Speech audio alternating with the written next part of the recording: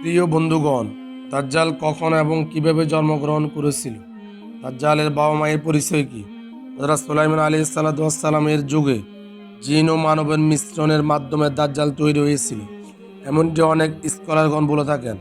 আজ খুবই তথ্যবহুল ভিডিও নিয়ে হাজির হয়েছি, তাই ভিডিওটি অবশ্যই শেষ পর্যন্ত দেখতে ভুলবেন না। কিয়ামতের পূর্বে এক ভয়ঙ্কর দাঙ্গা ও ফিতনার আবির্ভাব ঘটবে, যার ভয় এবং সন্ত্রাস প্রতিটি যুগের মানুষের মধ্যে পাওয়া যায়। যদি কখনো সাহাবীদের মধ্যে এই ফিতনা ফাসাদের কথা আলোচনা হতো, তাহলে তারা কান্নায় ভেঙে পড়তেন এবং আল্লাহর কাছে আশ্রয় চাইতেন।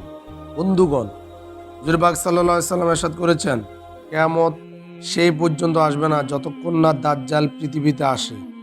দাজ্জালের আগমনের চিহ্ন ও তার চেহারার ব্যাপারে হুজুর পাক সাল্লাল্লাহু আলাইহি সাল্লাম ইরশাদ করেছেন, দাজ্জাল হবে খাটো ও কুৎসিত, এক চোখ অন্ধ হবে, দুই পা বাঁকা হবে, তার শরীরের প্রচুর পরিমাণে লোম থাকবে, তার মাথার চুল হবে কোঁকড়ানো এবং তার গায়ের রং হবে লাল বা বাদামি, তার নাক হবে তোতাপাখির ঠোঁটের মতো এবং তার কপালে কাফের লেখা থাকবে, যা প্রত্যেক মুসলমান পড়তে পারবে।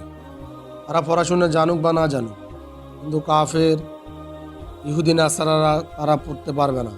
তারা যতই শিক্ষিত হোক না কেন, তার এই কপালে যে কাফের লেখা তা পড়তে পারবে না।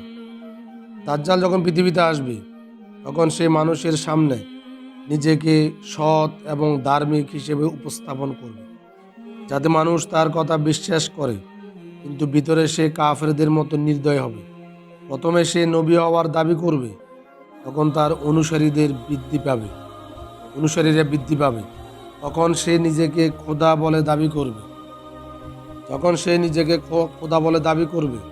তখন দাজ্জাল এক বিশাল বাহনে করে পৃথিবী জুড়ে ঘুরে বেড়াবে। আর দুই কানের মধ্যবর্তী দূরত্ব হবে প্রায় 120 ফুট। বন্ধুগণ, দাজ্জালের কাছে অসীম শক্তি এবং সম্পদ এবং ধনভাণ্ডার থাকবে। পৃথিবীর বেশিরভাগ নদী এবং নালার উপর তার অধিকার থাকবে। তার অনুমতি ছাড়া কেউ পানি পান করতে পারবে না। দাজ্জাল মানুষকে বিভ্রান্ত করার জন্য নানা রকম জিনিস দেখাবে। সে আকাশকে আদেশ করবে, আকাশ হতে বৃষ্টি জড়াবে, এবং জমিনকে আদেশ করবে, নানা ধরনের ফসল ফলাবে, যেমন গাছপালা, শাকসবজি ইত্যাদি। সে সময় দাজ্জাল নিজেকে খোদা বলে দাবি করবে। যারা তাকে খোদা মানবে, সে তাদেরকে প্রচুর সম্পদ দান করবে। যারা মানবে না, সে তাদেরকে হত্যা করবে। বন্ধুগণ, দাজ্জাল সম্পর্কে আমাদের আরো অনেক কিছু জানার আগ্রহ আছে। এই দাজ্জাল যখন পৃথিবীতে দাঙ্গা হাঙ্গামা সৃষ্টি করে যখন মক্কার দিকে যাবে, তখন মক্কায় সে ঢুকতে পারবে না। মক্কার বাইরে দাঁড়িয়ে সে বিকট চিৎকার দিবে। মক্কার মধ্যে বিকট চিৎকার দেওয়ার কারণে মক্কার ভিতরে যারা অবিশ্বাসী আছে, মদিনার ভিতরে যারা অবিশ্বাসী আছে, তারা বাইর হয়ে দাজ্জালের অনুসারী হয়ে যাবে। যখন পৃথিবীতে এরকম দাঙ্গা হাঙ্গামা সৃষ্টি করবে, তখন ঈসা আলাইহিস সালাম তাকে তাড়ানোর চেষ্টা করবে। অবশেষে দাজ্জাল প্যালেস্টাইনের দিকে চলে যাবে।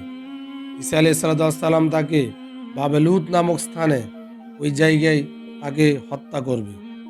আসুন বন্ধুরা, আমরা দাজ্জাল সম্পর্কে আরো অনেক জানার চেষ্টা করি। মূলত সংক্ষেপে যদি আমি আপনাদেরকে বলতে যাই, দাজ্জালের আবিষ্কার হয়েছে সুলাইমান আলাইহিসসালামের যুগে জিন ও মানবের মিশ্রণের মাধ্যমে। দাজ্জালের এই বাবা মাকে হত্যা করার পরে দাজ্জালকে একটা দ্বীপে আটক রাখা হয়েছে। শয়তানেরা তাকে ওইখানে গিয়ে বিভিন্ন খোঁজখবর দিয়ে থাকে। দাজ্জাল পৃথিবীতে কিয়ামতের আগে বাইর হবে। সুতরাং দাজ্জাল থেকে আল্লাহ তাআলা যাতে করে আমাদেরকে পানাহ দেয়, আমরা দাজ্জাল থেকে বাঁচার চেষ্টা করব ইনশাআল্লাহ।